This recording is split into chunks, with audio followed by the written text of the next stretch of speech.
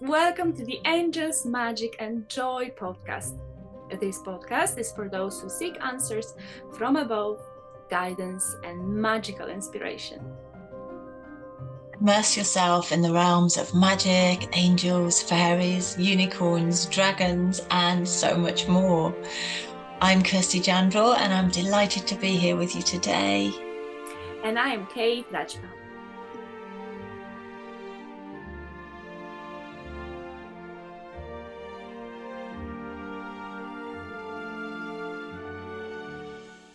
Hello, welcome everybody to this special episode of the Angels, Magic and Joy podcast. And today, Kate and I are going to be looking back over the last the first half year of 2024. Looking back at this incredible period in time, this portal that we are in, and sharing our news, our angel news, just having a lovely review of the last period, and looking a little bit deeply into how we can continue to connect with our angels and guides. So welcome, Kate. So glad to be back with you. Hello, Kirsty. So happy we get to chat together and interview each other, because I'm just so curious of what's going to come through you as well. So I'm really looking forward to that. Yes, absolutely. And it's been such a ride, hasn't it, since we first started last November 2023. And it's just been, we've been so blessed to have been on this journey together. So I'm going to start by interviewing you with one question, if that's okay, Kate. So how has this big year been for you so far? What's been your biggest, most profound lessons? How do you find it? What's been going on for you, my lovely? Where do we even start? It's been such a big one, especially the first 6 months, and I feel like the energy is slowing down and easing down. I don't know if you feel the same, but I feel like it's slowing down. Like we've took our lessons, we've welcomed so much. And when I talk with people, like everyone, I feel like everyone experienced that this year. And so first of all, such a enormous karma cleanse, and like no breaks in between, no time to integrate, just another one and another one, another lesson, huge one, really huge one. And I've noticed kind of cycles in it, that let's say something will happen 10 years ago and was popping up, but of course it's never the same experience. So it was popping up, but to see it from a new perspective, to see it with the new energy. So the big one, karma cleanse, month after month, like month after month. I don't even know how we went through it. And such a emotional roller coaster, energetic roller coaster, so many portals being open, so many initiations. It's just, I don't even know where to start. But there is a good few big lessons that I've learned, and I know we're gonna chat a bit more later, like what angels were guiding through to that. But the main one, especially in the last few days, I've noticed, the more we live our souls here, I've noticed I physically see like my heart being more crystalline and shining. And it's that topic of how people react to it. And I've noticed like two ways of how people, or how we react to it, and how I have reacted to it years ago, to the truth. And if someone holds this frequency of just being a reflection with no judgment, but just this pure love. So in one case, people feel it, and they're loving it, and they want more of it, and they want to dive into that journey with you, and they want to vibe together, be in that frequency together, and then we grow together, we're multiplying together.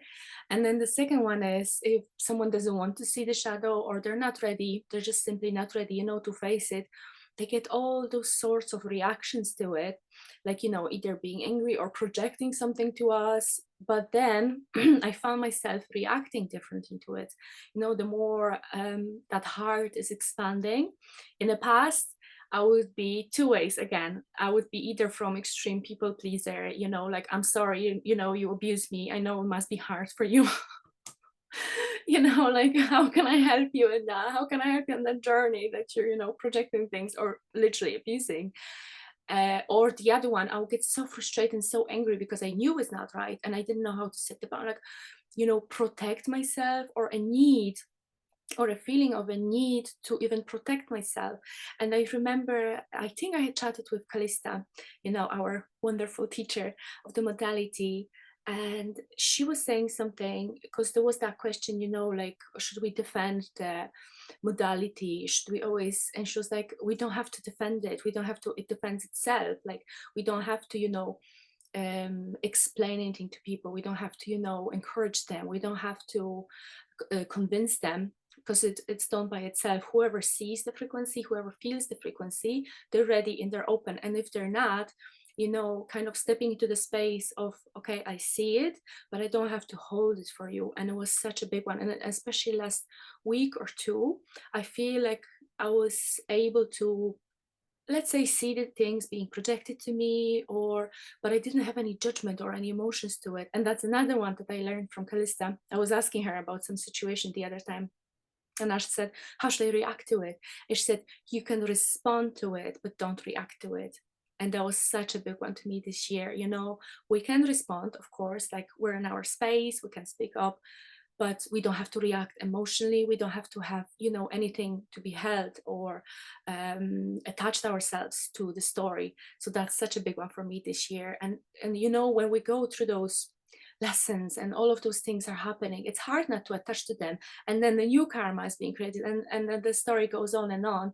But I find that if we have that crystalline heart that just sees things, then it just dilutes itself and goes into beautiful space and realms of angels to be taken away with ease and grace. Okay, Kirsty, your half of the year. I'm really curious, how did you feel it? And how do you feel now? Do you feel like the shift has been done, or do you feel like it's different now, the energy? How was your half of the year? Oh, my love. Well, firstly, I just wanted to reflect back to you and say how beautiful that crystalline heart is, and that as we do become more crystalline, as beings, for you to be able to use that beautiful lens to view situations through, and how that's helped you to evolve on your path, not evolve, but to keep transforming on your path, is so beautiful. I'm just feeling the love as you were talking, so I just wanted to reflect that back, because you are a transmission of your love. You really are. So yeah.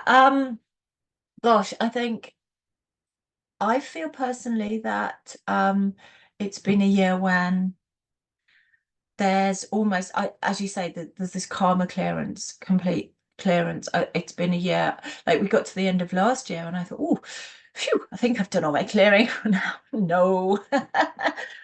And of course, the more we've gone on, I've become very, very aware that of our responsibility now, incarnate now on earth, to clear.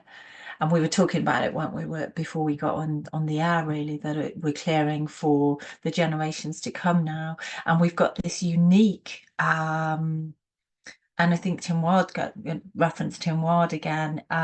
He, this unique time in history that we'll never live this time ever again. And it's this time where we have this opportunity to clear our old patterns, our old karma, but also ancestrally as well, and forward, paying it forward. So that's been a biggie.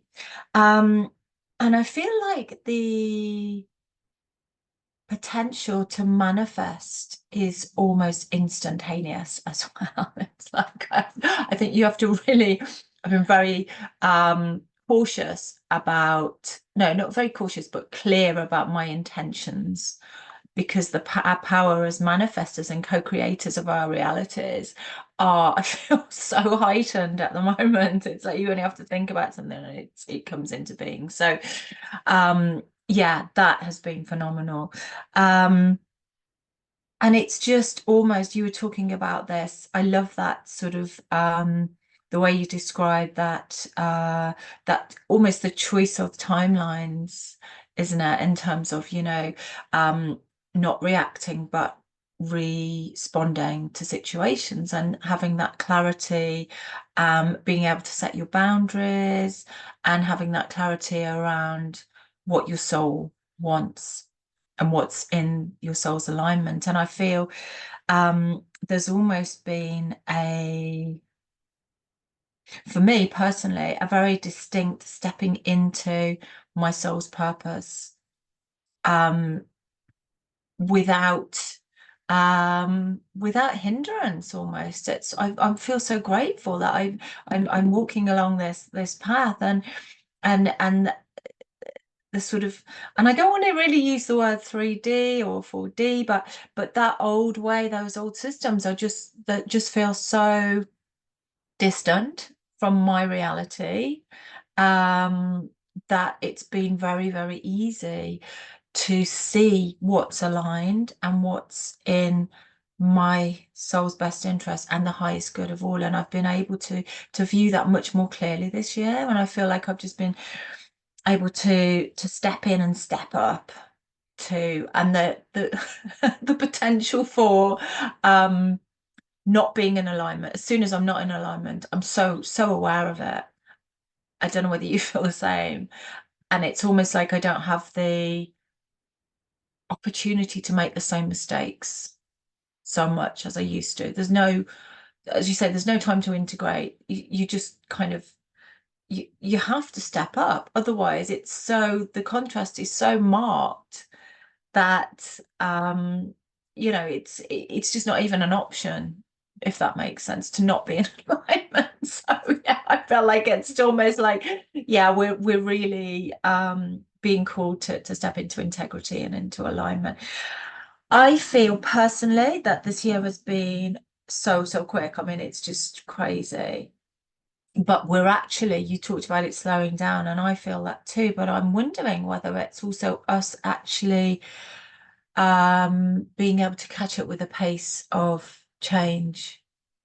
And whereas it was such a shock to the system when first things started to speed up, it almost feels like we're starting to vibrate quicker, move quicker, and move into flow with that pace of change. That's how it feels. It feels like things are not particularly slowing down, but starting to, and it doesn't always happen every day, but starting to appreciate how I can be in vibration with that pace of change. I do, however, feel that there's a lot more to come, and I feel there's actually something massive on the horizon. I don't know what that is, but I feel the Lionsgate is going to be quite important this year, as it is all every year, of course. But I feel like there's something massive just around the corner, which I think I think a lot of people have been feeling an anxiety around, feeling empaths. We've been feeling that there's this change coming. So I've been kind of very aware of trying to stay calm and trust that these changes, and we know these changes are for our highest good, and to keep my eyes on where we're going, and really not worry too much about the things that are disintegrating, but just trying to focus on where we're going collectively and the beauty that we're creating. So I'm sorry I've gone on a little bit, but that's how I feel. But it's been a big 6 months, hasn't it? It really has, I love when Kate. you go on. You can keep going, Kirsty. No, no, no, I love it.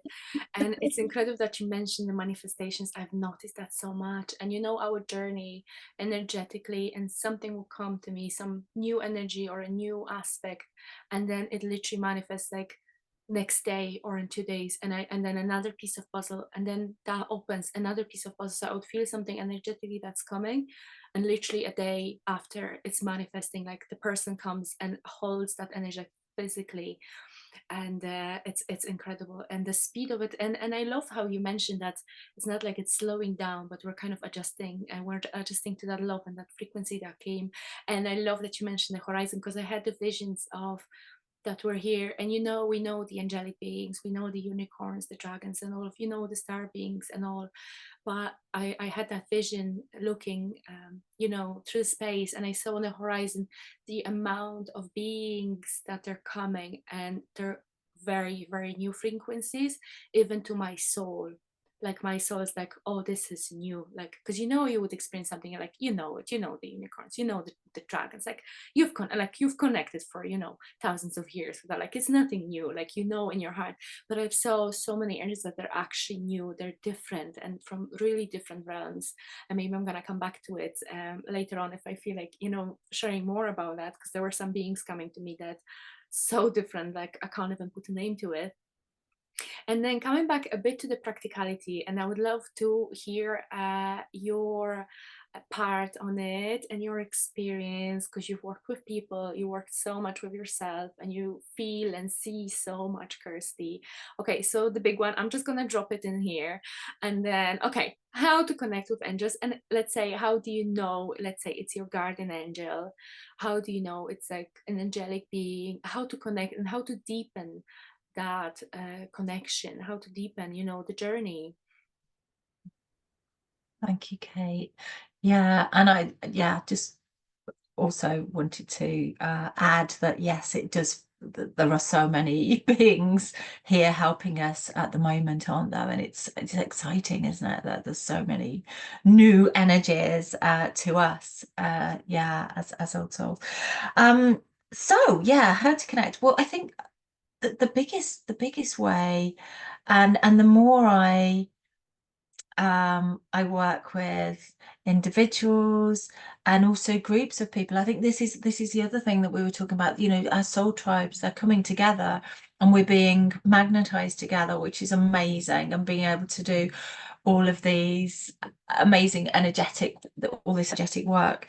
The biggest thing for me with the angelic realm is also, it's so simple, but it's just asking, isn't it? It's that, because they can't be with us unless we ask, because of the law of free will. So asking is the big one. Of course, asking for a sign. I mean, this year the for me personally, the angelic numbers have gone off the scale. It's like I can't even look at the clock without it being 12, 12, 11, 11, 10, 10, or those angel numbers. And just and I know usually that's aligned with us being on the start of the journey, but for me, I feel it's almost like um it's that constant reminder that they're here and they're helping us, and they are encapsulating us with love. I more and more getting somatic knowings from my angels. In particular, I get a and I describe it as sparkles across my back. So I don't know whether you get this at all, but it's literally like tingles and sparkles and across your wings basically. And it's like we're here, and it's like an angelic hug. And those I'm being aware of more and more and more. Um, and I think, I mean, it's just the signs and the symbols. I think once you start to clue into the synchronicities, the feathers, the names of things that you see, that I think once you start to open and ask them to be with you, and just asking them, I so often just ask for help or guidance, and straight away the messages come through and the knowing comes through, and it's just so beautiful. And I've started doing this with my daughter as well. We connect with Michael and Gabriel a lot most nights, and it helps her to move into sleep very easily. She always asks me to invite Michael and Gabriel. So that's lovely. So it's just I guess the short answer is everywhere. They're everywhere once you ask, but that's the biggie, I think. You need to ask to give them permission. What about you, Kate? Because you've got some amazing tales. I know you're completely, I see them all around you at the moment. Yeah. I have so many stories. I wouldn't know even where to start, and they're like kind of crazy. Like, and sometimes I'm like, okay, I see you. Like, just chill. Okay, can you just chill? Like, I see you. You don't have to be so in your face. So so okay, the first one is how to connect. I feel like the tribe, and I feel it more and more than ever before. Years ago, I feel like we really needed that, hermit time on our own. But now I feel, and when I get the visions, when I journey, they show me so much, like we're that forest of crystalline beings, connected with the roots, connected with mycelium, connected with sacred waters. And it's so important that we are in it together, and just to acknowledge that we are in it together. And I love how you mentioned that, because I really do see and believe, and I just have this deep knowing that we always activate in each other. Like, I meet someone, and suddenly that person starts seeing unicorns, and then I start something, like we always connect, um, and we activate, which is always so meaningful, meeting the other person. So I'm like more than ever open for people. And on a human level, we have our flaws. We're all in it. We're not perfect. So kind of putting that aside, and still, enjoying that process. And as we follow, and we follow the signs, but I see the signs mostly in people, and they carry that frequency for us. Whatever we need, just popping up with that person is just coming into your life and just showing you everything that you need to see or feel or hear. And it's just to be open for that, really. And then the other big one, I suppose, and that's what's coming to me, because and I know it's because I stayed in it for years. So now I have this deep understanding. I know how it feels to feel fear, and I know how it is to be held back by your fear. What's that. So I have a good few people coming to me, and in my space, that they would experience that they want to feel more, they want to be more connected, but they have that fear. So, jumping into the deep waters, and just clearing the fear. Like, we're always going to feel the fear. It's just doing it and allowing ourselves and welcoming it regardless of that. And just, they would never scare us. They would never, like, they would never make us uncomfortable. Of course, we have our challenges, but it's never to this stage that we suffer. And I love that, when you work with people, like, even though sometimes such a heavy karma comes in, like someone, I don't know, murdered or something, and you just see it, when you see it through the angelic eyes, it's neither bad. You don't feel any, like, you don't feel any suffer, you don't feel any pain. You just see it with such a love that then it's just taken away gracefully, and you don't have to. And that's the other thing that I've noticed, for years we would kind of have to, experience that, release ourselves, and go through that heavily and would suffer. But now I feel like we're healing with such a grace and ease, and we don't have to suffer. We don't have to, go through hell in order to get to heavens. We're already in heavens. It's just a matter of choice in every each second. But then about the guardian angels, it's so interesting watching people. The main one that comes to me is, I have a friend, yeah, and she'll be always like, when I talk to her, she always feels, you can feel hair on your face, that they're not there. So that's one that I want to share that so much, because I noticed that sometimes people, that I welcome the guardian angels so they can feel it, and then suddenly they're like, oh, do I have a hair? So just watching out for that, if whoever's watching now, if you ever feel like invisible hair. So that's one. And then this feeling of being wrapped in a blanket like a baby, and it's like, I kind of feel like this swinging sensation, like you'll be in a little basket and they're like holding you tight, and that warmth on the shoulders, or that, kiss on the cheeks. I just love. And I love to, I always like to do my little research and statistics, put it all in the angel database.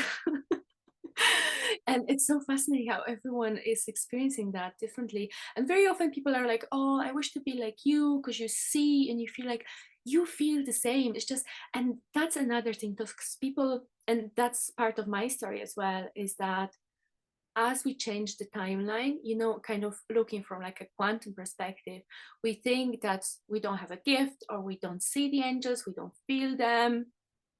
But then we go through the journey and we start, deepening the connection. And then we come to understanding, I always felt it. It's just I didn't realize, I didn't see that. I've experienced something, let's say 20 years ago. Oh my God, that was an angelic being. And then the understanding just comes like, oof. And you're like, oh my God, I always saw angels. I always felt them. It's just I didn't acknowledge that. I didn't give, pay attention to it. So the more we kind of, like you say, pay attention to it and welcome it and follow I love golden breadcrumbs. Now they're like dropping breads all of the way. Loaves. Loaves, angelic loaves.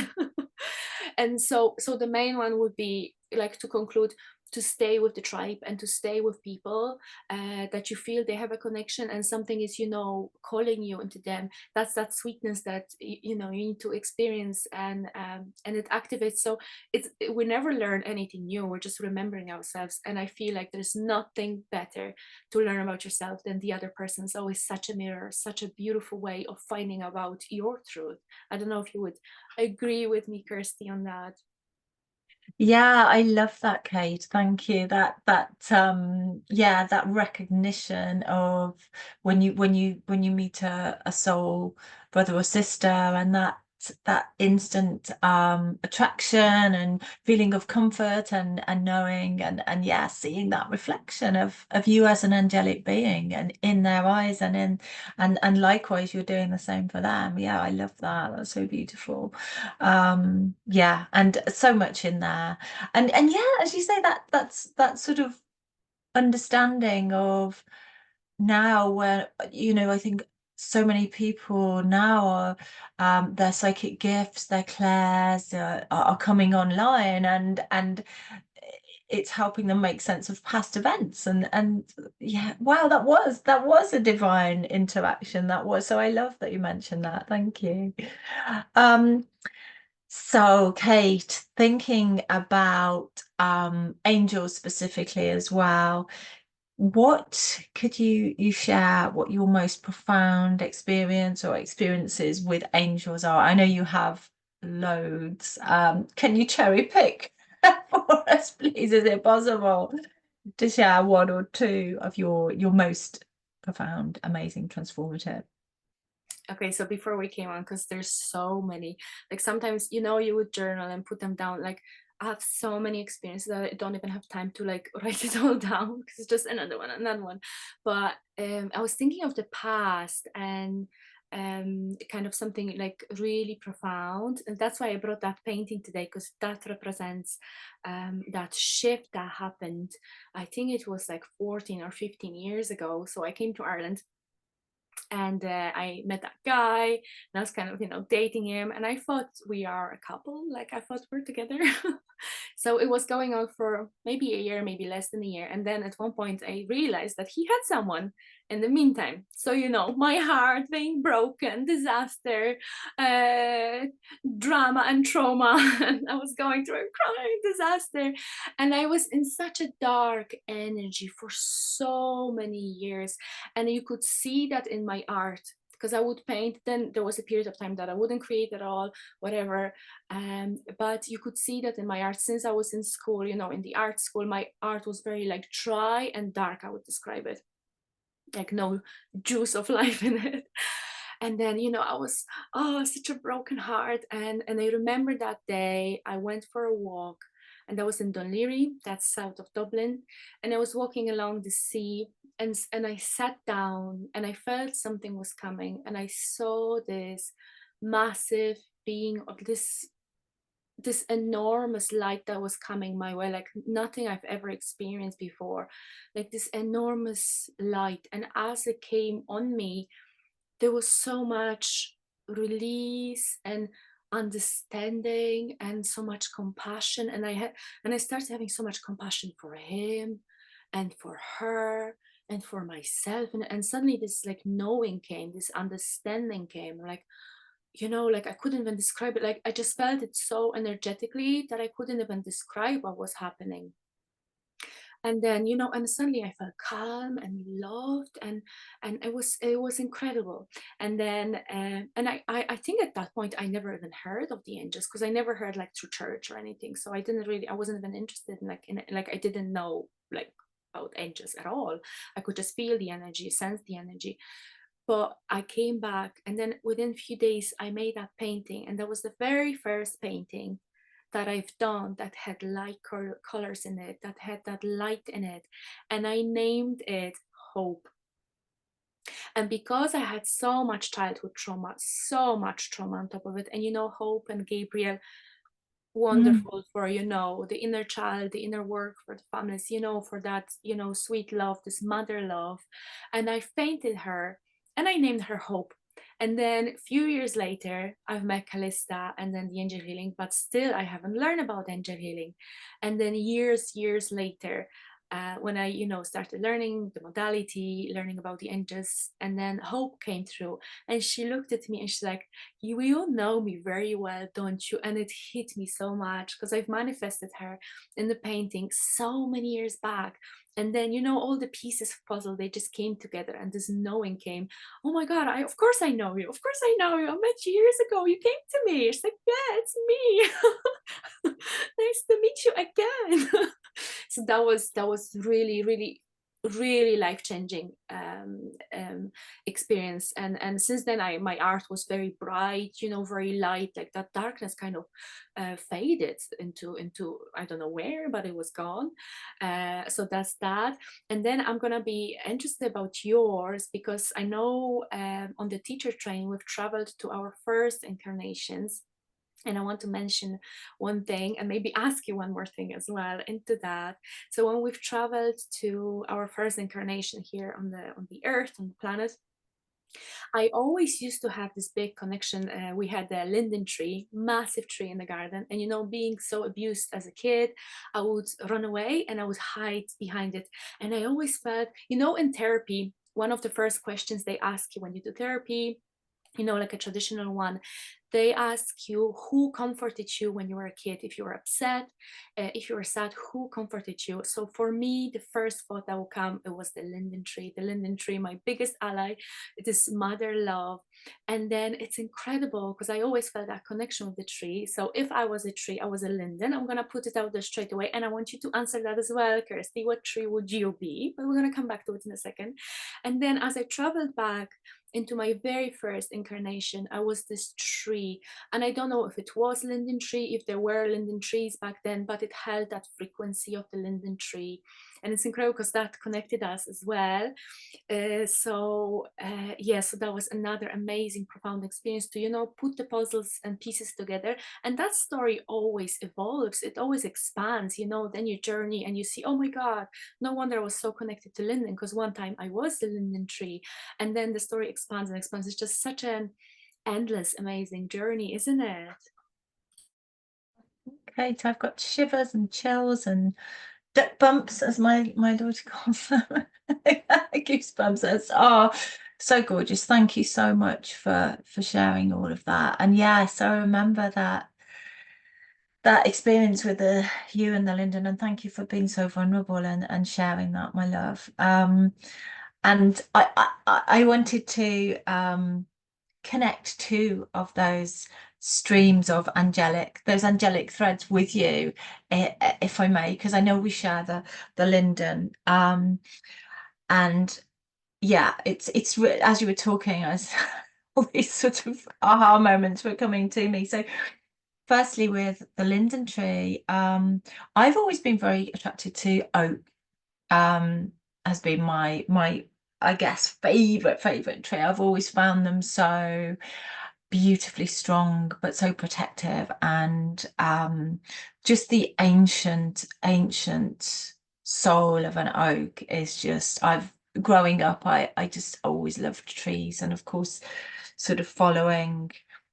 Yeah, and sort of early 20s, sort of my druidic sort of path, of course, that trees are so important. And but you mentioned linden, and of course, another word for the linden is the lime tree, and we have this commonality, and we found this, didn't we, when we connected on Callista's teaching course, because we met in a Zoom room. I think we were doing I can't remember, a healing together or something, and you'd given me a lovely message from Archangel Michael, and that was, yes, that's how it came. Um, and and yeah, I work, part of the work I do is as a scent priestess, so working with anointing oils and using those to bring light to those places where we store energy that is stuck or trauma, and using those beautiful plant medicines, which are usually blends of many different oils of plants and trees and flowers, and each one of us is aligned with what we call a temple keeper oil, and this is matched to your frequency, your vibration, if you like. And mine happens to be the linden blossom, so I am the temple keeper of linden blossom. And of course, you didn't know this when we met, and I didn't know about your connection with linden. But just very interestingly as well, Kate, the linden tree frequency is very much aligned to the angelic realms, and Joan of Arc also, and Mother Mary. And you mentioned that sort of protection as well that you feel with the linden tree, and Mother Mary is very connected to that. So it's got that beautiful protective energy. So I just wanted to share that with you, because that's a beautiful, and of course the fairy realm, it's the only temple keeper oil that's associated with the fae, so there's all those sort of commonalities there. And your story of hope was just so beautiful, and I'd love you to, could you pop in the show notes, can we put a lovely picture of your gorgeous picture, because it doesn't do it justice on here, but I know the colors are so beautiful and bright, and I love that hope came knocking on your door. And for me, it was Gabriel, her counterpart. That, I mean, I think I was sharing with you before we came on. As a child, I was very much devoted to Jesus. My parents weren't religious, but I absolutely loved Jesus, and I became part of the Pentecostal church, which is very much an evangelical church, and it's sort of very much focused on the Old Testament and the stories of Jesus. And I just absolutely loved these growing up. And each Christmas Eve, I used to like some quiet time, and I used to go up to my room and I'd connect with the baby Jesus. And of course, Gabriel was very much there in the story. So I always used to feel this presence. And now I know that that was the presence of Gabriel.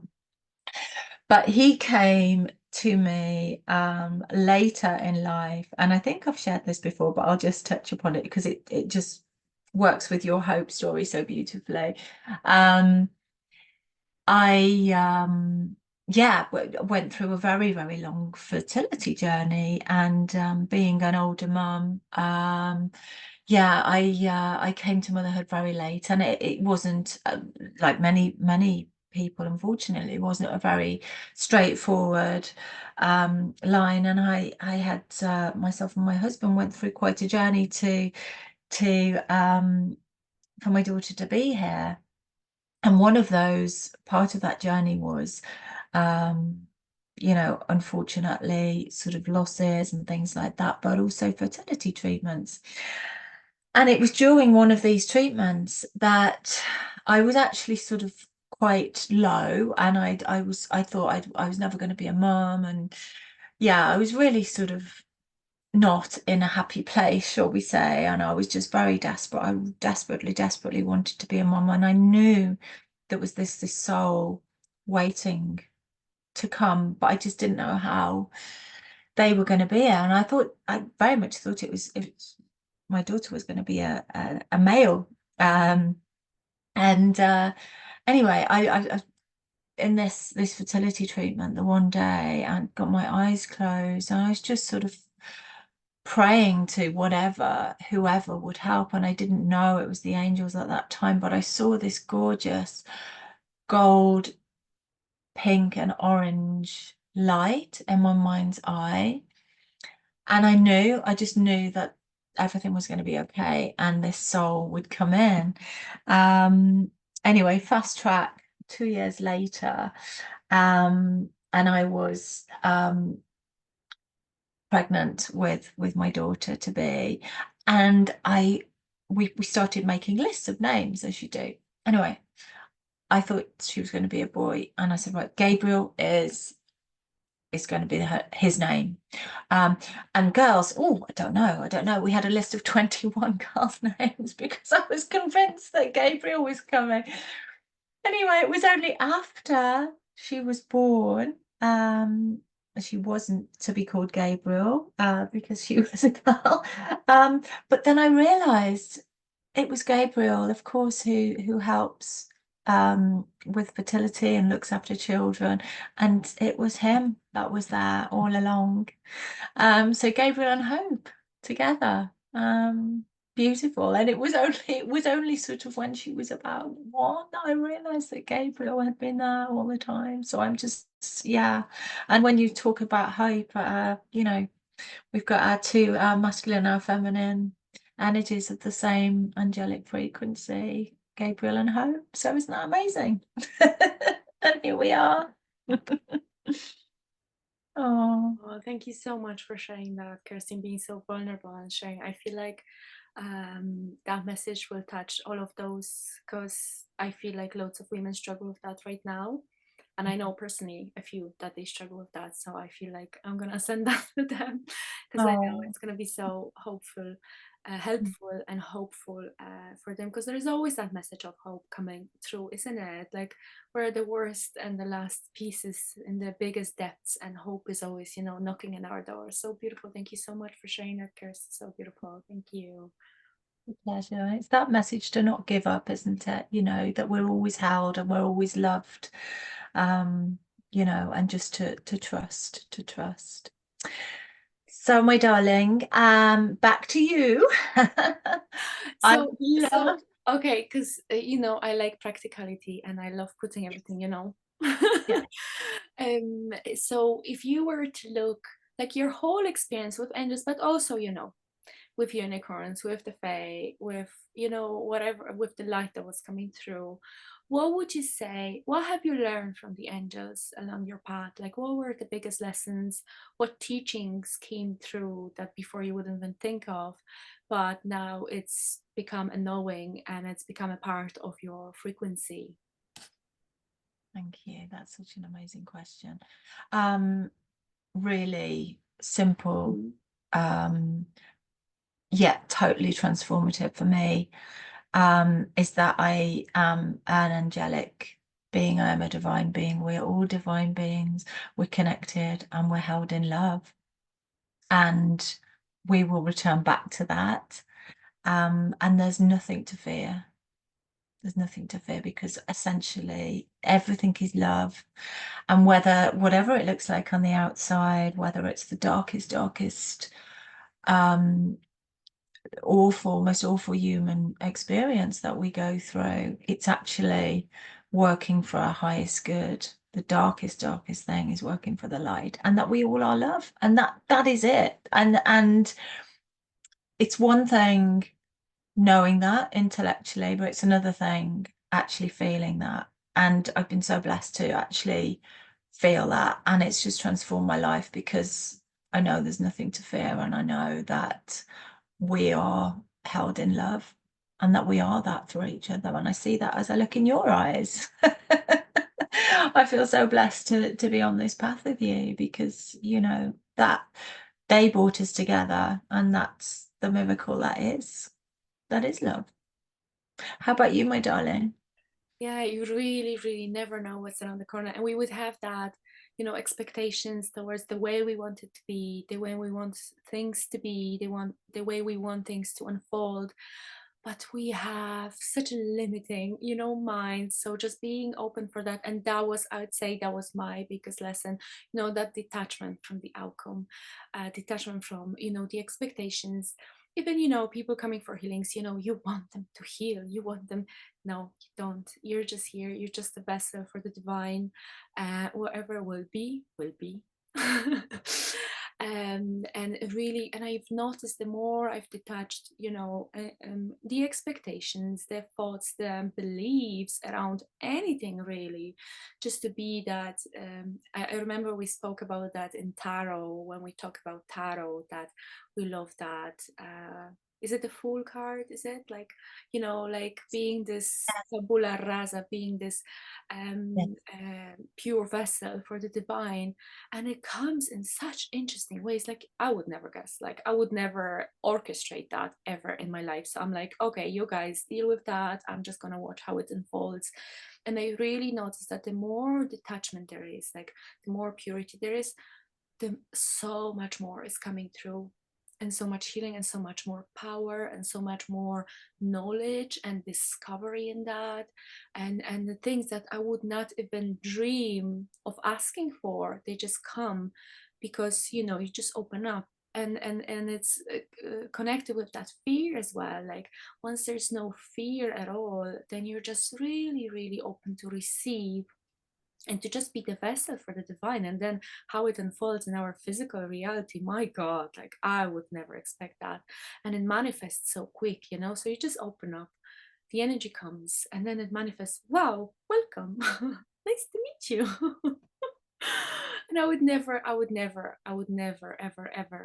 even think that my life could turn this way. Or just having that trust is a big one, isn't it? Trust is everything, really. Faith, she comes first. Doesn't she comes first with Michael, then everybody else. First the faith, and then everything will come. Everything, all the healing, all the possibilities, everything will just come. So faith, and that really, really deeply, I've learned that, especially this year, I've learned that so deeply, about this detachment from the outcome, and regarding all of the areas of life. Not only regarding healing, because of course we're talking about healing, but we're regarding all of the areas of life. I don't know if you agree with that. Oh, 100% I do. It's beautiful. That detachment, as you say, from outcome and trust. Yeah, trust, faith, and also with that sort of and hang on, go on, Kate. And Trust, faith, and come on, and Kirsty. joy. Joy. Yes, we'll come on to that in a moment. But it's true, it's that, and knowing that we have, of course, you run it through your filter of discernment. Everything has to be run through that filter of discernment. But when you've done that, and when you've come into that knowing, you're then able to make those decisions and then allow things to unfold. So it's that beautiful dance of trust and sovereignty, and and that yeah, stepping into that flow. So yeah. So joy. I think shall we finish with a little bit of joy, Kate? The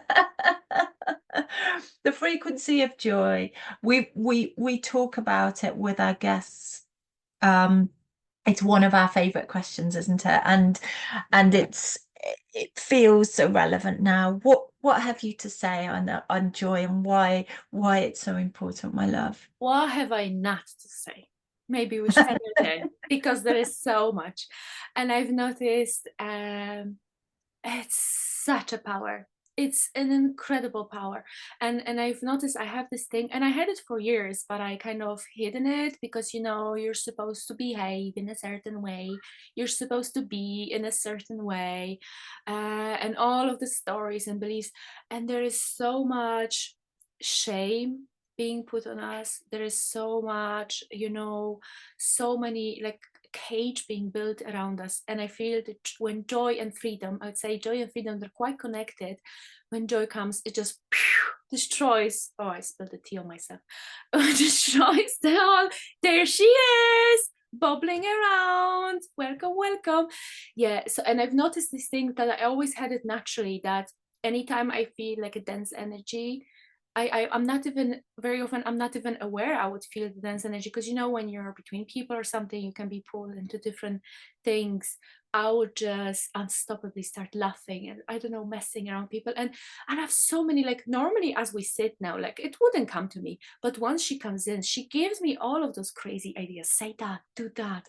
And you know, all of them things like kind of even ridiculous. But then I'm just following it because I have so much joy.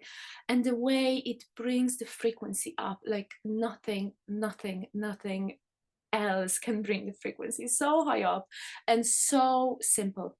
It's so simple because, you know, there's so many healing modalities, so many things, you know, you receive, you activate, you, that joy comes in and within a second changes the whole story. She changes the whole plot. She changes the whole direction. You know, it's like they talk very often about the train, you know, like the energy and the beliefs is like the train that goes one way, and they describe it like, oh, it goes one way, so in order, if you wanted to go the other way, like it takes a while by the time you start to move. No, with joy is just, it's already there.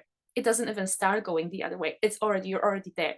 And you know, and I've become so bored and tired of, you know, going and talking and diving into the stories, into beliefs, and it feels like such a slow process. And I'm like, I don't want that anymore. And then joy pops in, and you're already there. You're already on that frequency, and you don't have to. Of course, it's very important, you know, to work. I'm not gonna say, you know, leave, quit everything, whatever you do, and just bubble around. But it is that simple, and she brings that awareness that, you know, healing doesn't have to take years. It doesn't have to be painful. You don't have to suffer. Just instantly, a matter of choice. Do you welcome joy? Yeah, there you go, we're flying together. You know, and I've noticed people are loving it.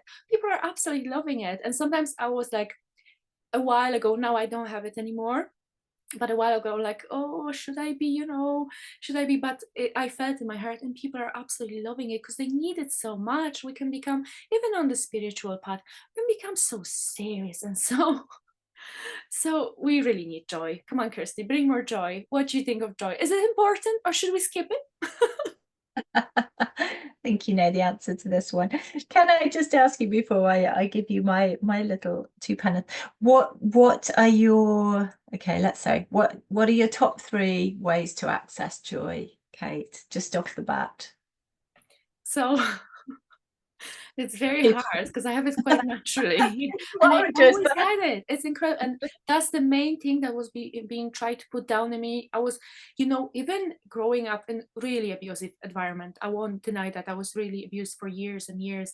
I always had that joy somehow, and I was always, you know, like this bubbling. And everybody like, why you laughing? Why you like that? You know, no, no, no, no, no. That was the main thing that was being tried to, like, my art would be encouraged. Any other gifts would be kind of even encouraged in some way, but joy was always, you know, no, you won't be like that. So to access it, first of all, and the main one is the choice and the awareness of the choice that we have in every each second, and is that shame, and is this allowing of ourselves. And sometimes I would joke of really stupid things, honest to God. When I look at it, I would have the anxiety of that, you know, for years. I'm like, did I go too far? Did I? No, we never go too far. Whatever feels right with us and whatever helps us is right. So allowing that, to see that this is all a play, and we're just like, you know, actors in this simulation, or whatever you want to call it. And so you have the choice of choosing your character every day, you know. So first of all is the choice, and then of course you can call into joy. But even the smallest laughter, I've noticed sometimes I would just mess about stupid thing. And once the giggle comes in, you know, your belly, like, I've met my friend, I was in the UK last weekend, and we just laughed at one thing. And then once it starts, it comes like a, how do you call it? The butterfly effect. Yes. It comes small, but once you allow it in, it's such a beautiful inner massage as well, by the way.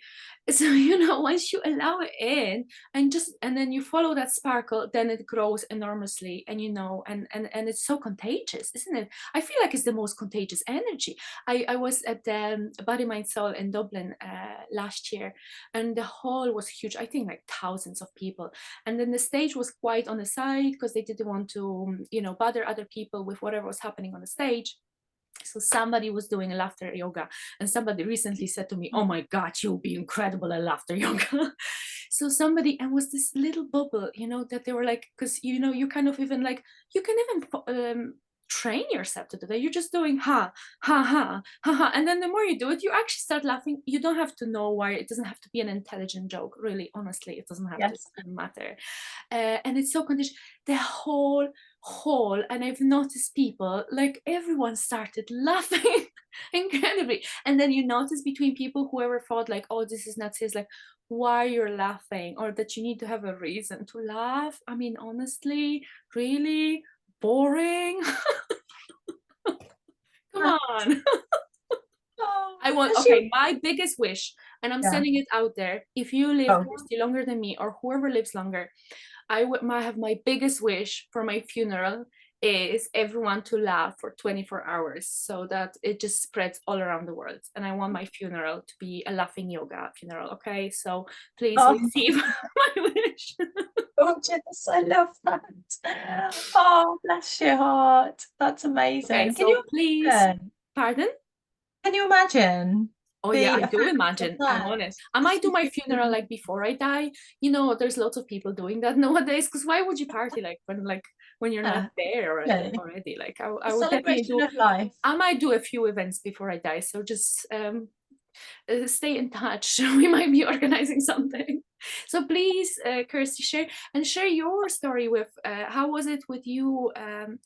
Throughout your life with joy as well, how did you find it, and how do you find people reacting to it, and how do you find that frequency, please, and how do you welcome joy? Yeah, wow.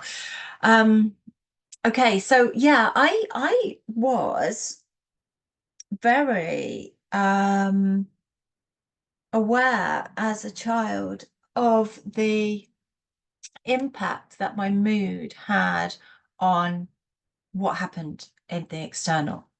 And I didn't really understand it. But I remember thinking when I was little, oh, if I'm in a good mood and if I expect something good to happen, everything is so much easier. But if I'm in a bad mood, things tend to go the other way. And I didn't know that it was anything to do with the frequency or law of attraction or anything like that, or quantum physics. I didn't know that, but I did make that correlation. And then as a teenager, I was quite sullen often, and I used to listen to lots of gothic music and all of this. And then sort of, yeah, had went through challenges and initiations, and I think gradually lost that connection to joy. As you say, you've been through trauma and abuse and all sorts of, really heavy initiations, and I have, been through initiations, and I did notice that, yeah, more and more consciously the effect that it has. And as you say, it's this choice. So I think as I started to become um, more aware of the effects of consciousness and the different levels of consciousness, as I was starting to become sort of in my teenage years, that's when I really understood on a very visceral level and a very body embodied level rather than an intellectual level, the effects that being in that higher frequency. And I didn't understand it as a higher frequency then, but being in a good mood could affect, and how that can affect other people. So yeah, I think I always had that awareness, but now I believe and I understand that it's, as you say, it's so powerful, and it's the frequency of joy and love and compassion are, in scientific terms, the highest resonance of a frequency that you can get for emotions, that they're up there on the emotional scale, and they can act so quickly to manifest. This is the thing. And as we are consciously co-creating this new earth, and we step out of the fear matrix, which is the antithesis of joy, and as you were talking, there's that almost condemnation of that state. How dare you be in joy when there are people suffering, when all this trauma is going on. And it's not to say that we can't have compassion and empathy and sympathy and try and change things for other people and help people, and this is of course as light workers what our mission is.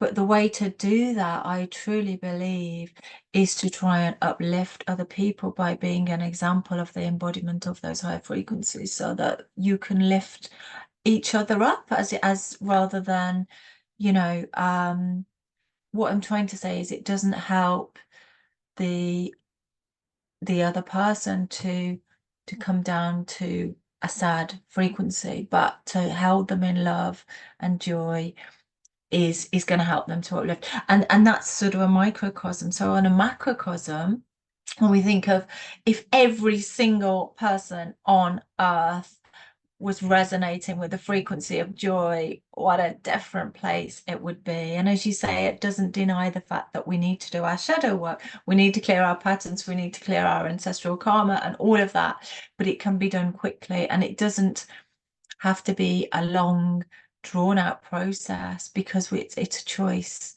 and we can choose to clear, and we can often not have to be exactly conscious of what we're clearing. We can just set the intention, and it's the intention that's the most important thing, the intention and the choice, and we can always choose joy. So that's a very convoluted way of answering. I'm so sorry. I My feel like you've just concluded everything.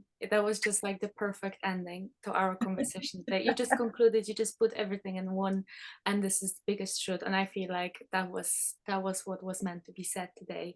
So thank you so much for that, Kirsty. Like, I have oh, nothing else to add. Like, let's be joyful. Let's fly with the unicorns and angels and dragons and all the magic. And that's why we are the Angels, Magic and Joy podcast. oh, Thank you thank you, so Kate. much. And thank you, everyone who listened. And I feel like I want to challenge our listeners. Mm. Okay, so we have actually two things to say to our listeners. So I want to reward everyone who's listening like till the end. So whoever listened till the end, please put an emoji of what? Of bubbles. Okay, whoever got to this point, put an emoji of bubbles, and we're gonna know you've listened to the end. Okay, we want to see emojis of bubbles bubbling like joy. And then another thing is, Kirsty, would you like to share? Because we're gonna have a special episode dedicated to all of you who have angelic experiences, who would like to share more, but maybe don't have courage to be with us on a podcast, or maybe we didn't come across you yet to share your angelic experiences, don't we? Yes, we do. And we're coming up for our special first year anniversary of the podcast in November. And we would love to invite you to share with us your angelic experiences, or your joyous experiences, or your magical experiences.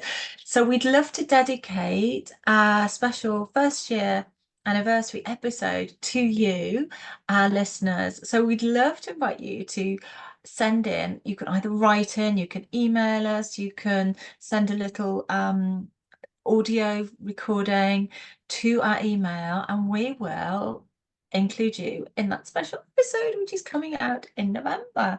So Kate, how can they email us? So they can just email us on the Angels, Magic and Joy podcast, or on Instagram, or on Facebook. You guys have Yeah. all the details in the description, the show notes. So you know how to find us. We're all out there. So really looking forward to reading those. I feel it's going to be so fascinating and interesting, and opening up even more for us and for everyone else. So thank you so much, Kirsty, for today. I feel so much joy. I'm literally bubbling out. I'm going to bubble out today Lovely completely. going out.